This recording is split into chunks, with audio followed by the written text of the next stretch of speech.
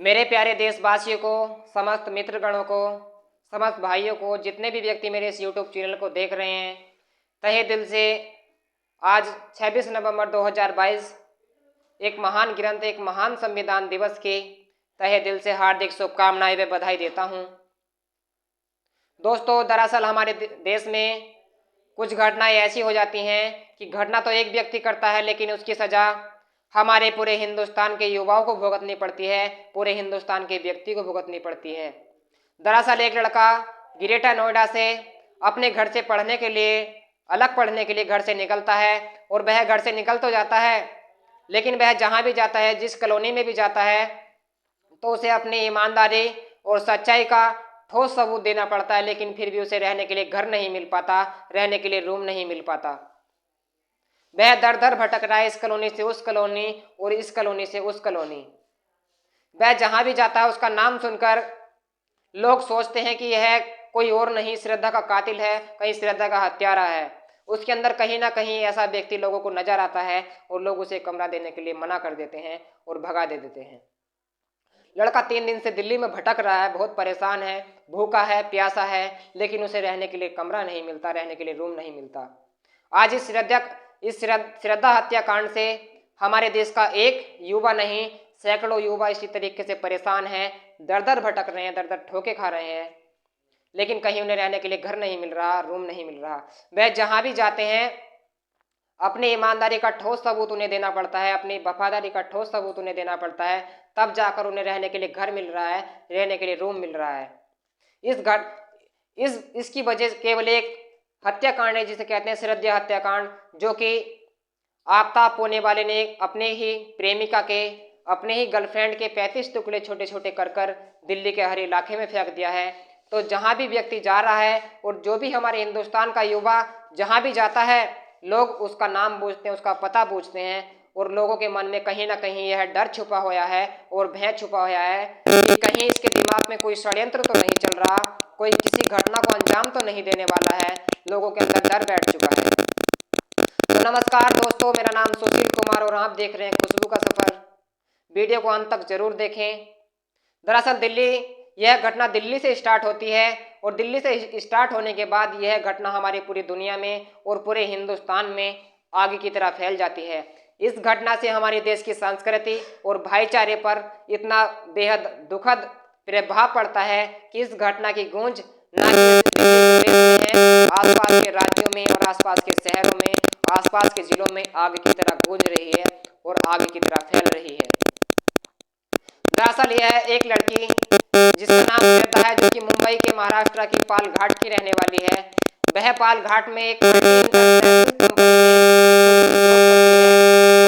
मुलाकात आफ्ताब पुणे वाले से होती है और एक मुलाकात में ही दोस्ती हो जाती है, और दोस्ती दोस्ती में कब बेपनाह मोहब्बत और बेपनाह इश्क हो जाता है, कुछ नहीं कहा जा सकता। इश्क इतना हसीन होता है और अंत इतना दुखद होता है ना, कि इस घटना की गूंज, इस कहानी की गूंज उस प्रदेश में नहीं, पूरी दुनिया में आग की तरह फैली हुई है। अब दोनों में बेपनाह इश्क हो जाता है, बेपनाह प्यार हो जाता है। और जो श्रद्धा है वह एक हिंदू परिवार से बिलोंग करती है, और जो है आफ्ताब है एक मुस्लिम परिवार से बिलोंग करता है। श्रद्धा अपने परिवार से लड़ते और झगड़ते हुए, अपने सर्व समाज की परवाह न करते हुए, दोनों श्रद्धा और आफ्ताब होने वाला उस पालघाट, उस मुंबई को छोड़कर, महाराष्ट्र को छोड़कर अब दिल्ली से दिल्ली शहर के महरौली थाने के एक छतरपुर इलाके में वह दोनों आकर रहने लगते हैं और दोनों दिल्ली में जॉब करने लगते हैं। एक नहीं, दो नहीं, करीबन 6 महीने का वक्त बीत जाता है। जब जब श्रद्धा उससे लड़ती और झगड़ती है, तो वह जब होने वाला श्रद्धा से लड़ता और झगड़ता है, श्रद्धा से वह बार बार माफी मांग लेता है और सारी बात नॉर्मल हो जाती है। उसकी जो आदतें, उसकी जो मीठी बातें हैं, श्रद्धा के दिल में कहीं ना कहीं प्रेम जगाती हैं, कहीं ना कहीं प्यार जगाती हैं। एक दिन श्रद्धा इस बात को लेकर लड़ने और झगड़ने लगती है कि मैं अपने समाज को, अपने घर को छोड़कर तुमसे शादी करने के लिए अपना पूरा परिवार छोड़कर आई हूँ। मैं अब घर बसाना चाहती हूँ, अपनी दुनिया बसाना चाहती हूँ, कि अब तुम मुझसे जल्द से शादी कर लो। शादी की बात को लेकर श्रद्धा और आफ्ताब में दोनों में झगड़ा शुरू हो जाता है, और झगड़े झगड़े में आफ्ताब श्रद्धा का गला पकड़ लेता है, और गला पकड़ने से ही श्रद्धा की मौत हो जाती है। और उसकी मौत होने के बाद आफताब उसके छोटे छोटे 35 टुकड़े कर कर दिल्ली के हर इलाके में फेंक देता है। जब इस घटना का पता पुलिस तक पहुंचता है, लोगों में फैलता है, आज इस घटना की जो गूंज है पूरे हिंदुस्तान में आग की तरह फैली हुई है और लोगों का मोहब्बत से विश्वास उठ गया है और विश्वास टूट गया है। ऐसे ही एक लड़का चांदनी चौक पर आता है, मेहनत मजदूरी करता है और मेहनत मजदूरी करने के बाद उसकी मजदूरी नहीं लग पाती, वह सोचता है कि आज क्यों ना दिल्ली घूम लिया जाए, आज दिल्ली का लाल किला को ना देखना जाए। वह चांदनी चौक स्टेशन पहुंचता है और वहां पर काफी जोरों से भीड़ लगी हुई है और उसी भीड़ में बात चल रही है कि आप इस आफताब होने वाले के बारे में कुछ कहना चाहते हैं या श्रद्धा के बारे में कुछ कहना चाहते हैं। लोगों से तरह तरह के सवाल एक लेडीज रिपोर्टर पूछ रही है, लेकिन जैसे ही वो माइक लेकर उस लड़के के पास पहुंचती है, उससे पूछती है कि जैसे ही आफताब ने श्रद्धा के 35 टुकड़े किए हैं, कहाँ से आता है इतना जिगर, कहाँ से आता है इतना दिल, इतना कठोर पत्थर दिल कि 35 टुकड़े कैसे व्यक्ति कर सकता है। तो उस लड़का जाने ना पूछे ना बिना सोचे समझे एक बात कहता है कि ये तो बहुत आसान है, कोई भी चाकू छुरी चला सकता है, इधर को इधर कर देता है, उधर को उधर कर देता है। उसकी यह 50 सेकंड की वीडियो पूरे हिंदुस्तान में वायरल हो जाती है और जब वायरल हो जाती है, लोगों ने जैसे ही आफताब के लिए फांसी की मांग के ऊपर अड़े हुए हैं, वैसे ही इस लड़के की वीडियो को देखकर, इसके विचारों को देखकर, इसने जो शब्द उसमें वीडियो में बोले हैं, इसके लिए भी फांसी की मांग करने लगते हैं। वह बात दिल्ली से लेकर पूरे हिंदुस्तान में फैल जाती है। जगह जगह से रिपोर्ट आती है कि जल्दी से जल्दी इस लड़के को गिरफ्तार कर इसे भी फांसी की सजा सुना दी जाए। अब यह बात जब इस लड़के का पता चलता है, यह बात पता चलता है कि यह लड़का बुलंदशहर का रहने वाला है।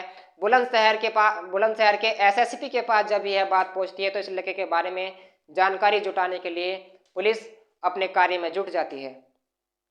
जब इस लड़के के बारे में पुलिस अपने कार्य में जुट जाती है, दरअसल ये लड़का बुलंदशहर की तहसील सिकंदराबाद का रहने वाला है और सिकंदराबाद का तहसील का ही एक गांव लगता है मौलाबाद, और मौलाबाद में ही एक चोखेलाल का छोटा सा घर है, छोटी सी फैमिली है और उसी फैमिली का रहने वाला छोटे लाल का यह लड़का, जिसकी उम्र करीबन 24 वर्ष होगी, जिस पर पहले से ही बाइक चोरी के, घिनौने काम के, अवैध संबंधों के, ये तमाम चोरी चकोरी के केस लगे हुए हैं और इसी से तंग आकर चोखेलाल इसके सामने हाथ जोड़ लेते हैं कि अब हम तुमसे तंग आ चुके हैं और तुमसे परेशान आ चुके हैं, अब तुम हमारी ज़िंदगी से चले जाओ, तुमने हमारी ज़िंदगी को नर्क बनाकर धर दिया है। यह लड़का गुस्से में बैग उठाकर मेहनत मजदूरी करने के लिए अपने घर को छोड़कर दिल्ली आ जाता है और दिल्ली में आने के बाद वह मेहनत मजदूरी करता है और एक दिन दिल्ली का लाल किला देखने के लिए यह चांदनी चौक स्टेशन पहुंचता है और वहीं पर एक प्रेस रिपोर्टर महिला इससे जो सवाल पूछती है, इसके अंदर को जो आदमी से बात करती है, तो यह जोश में आकर अपने होश खो बैठता है और होश खो देने के बाद यह कुछ बातें ऐसी बोल देता है जिसकी वजह से इसकी पूरी लाइफ तबाह हो जाती है और पूरी लाइफ बर्बाद हो जाती है। अब इसके हाथ पर एक निशान है, उससे पूछा जाता है कि तुम्हारा नाम राशिद खान है। राशिद खान को नाम को लेकर आज पूरे हिंदुस्तान में इसकी वीडियो वायरल हो जाती है और वायरल होने के बाद लोग इसके लिए फांसी की मांग कर रहे हैं और बता रहे हैं कि हमें जल्द से जल्द इसकी फांसी की मांग चाहिए और इसे फांसी होनी चाहिए। अब इसे पकड़ लिया जाता है। इसे पकड़ने के बाद सारी बातें पूछी जाती है कि दरअसल तुम्हारा क्या नाम है और कहाँ से तुम रहने वाले हो। अब इसका खुलासा हो चुका था। यह लड़का बुलंदशहर के सिकंदराबाद तहसील के एक गांव का रहने वाला है। चोखेलाल इसके पिता का नाम है और इसका ओरिजिनल नाम जो है वह विकास कुमार है।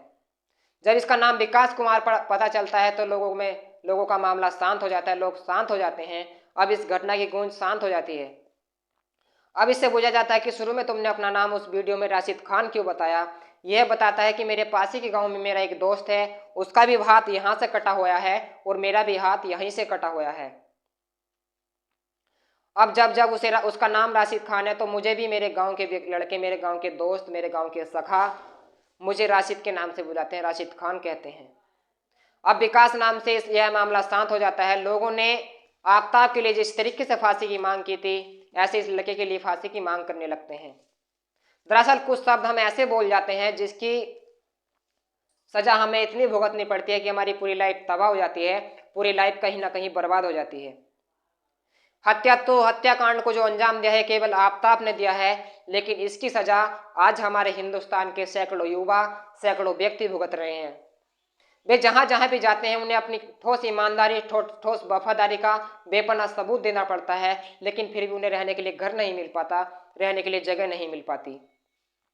अगर प्रेस रिपोर्टर उस लड़के के अंदर के उस इंसान को नहीं जगाती, उसके अंदर जोश नहीं जगा पाती, ये तरह तरह की बातें ना कह पाती, दरअसल उसके मुंह से ऐसे वर्ड ना होते कि जिसकी वजह से उसकी लाइफ कहीं ना कहीं तबाह हो चुकी है और बर्बाद हो चुकी है।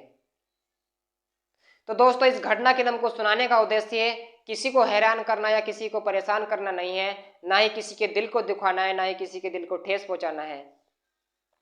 केवल आपको बढ़ते क्राइम से, इन घटनाओं से सावधान कराना है और सचेत कराना है कि कोई भी व्यक्ति गुस्से में आकर या किसी भी जोश में आकर कहीं ऐसी बात ना बोले या किसी ऐसा कांड ना कर दे कि जिसकी वजह से उसकी पूरी लाइफ तबाह हो जाए, पूरी लाइफ बर्बाद हो जाए और उसकी एक घटना की वजह से आज पूरे हिंदुस्तान को इसकी सज़ा भुगतनी पड़े।